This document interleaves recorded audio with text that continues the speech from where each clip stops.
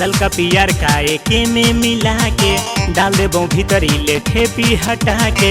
ललका पियर का एके में मिला के डाल देबो भीतरी ले ठेपी हटा के। ए जाते बकर बकर बोलाबे तो फोरबो न रेटी। होली में चोली लसार देबोगे फता कोबरी के बेटी। होली में चोली लसार देबोगे फता कोबरी के बेटी। बुझले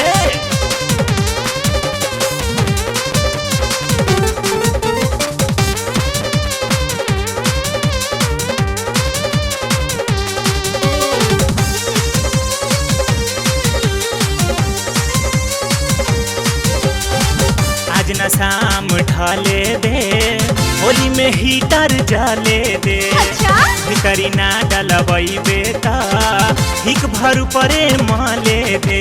अरे जोजो आज न शाम ढले दे होली में हीटर जले दे। भीतरी ना डलबई बेटा हिक भर परे माले दे।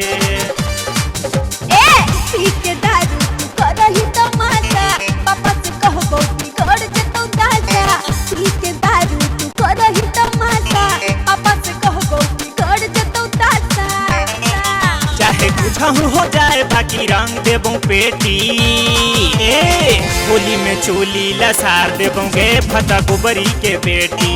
होली में चोली लसार देबोगे फता गोबरी के बेटी।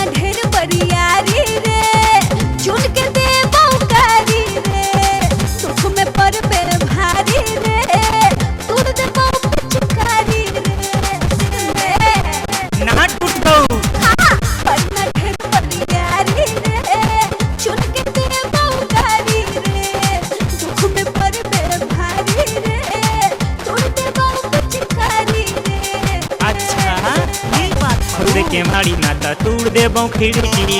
होली में बुरा ना मन है पता रखी। खोल दे के मारी ना त तोड़ देबो खिड़की। होली में बुरा ना मन है पता रखी। भले रहे न परे तो बाकी तोहरा न भेटी। ए होली में चोली लसार देबोगे फता कोबरी के बेटी। होली में चोली लसार देबोगे फता कोबरी के बेटी।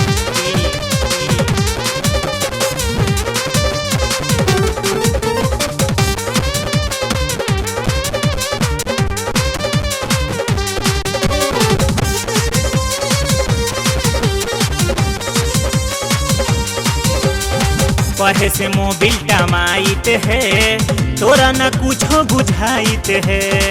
रबिया से भोरही डलबैले हमारा पौधा धुआइत है। तोरा में दम ना हो। पढ़े से मोबिल टमाइत है तोरा न कुछो बुझाइत है। रबिया से भोरही डलबैले हमारा पौधा धुआइत है।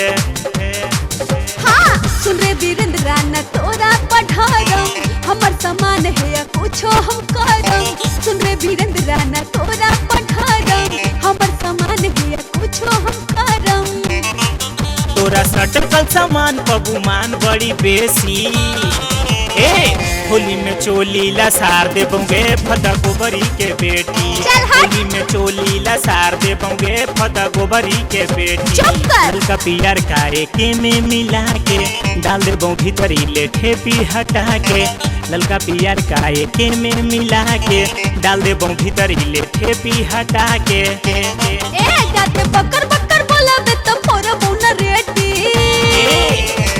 होली में चोली लसार दे बोंगे फता गोबरी के बेटी होली में चोली लसार दे बोंगे फता गोबरी के बेटी बुझले।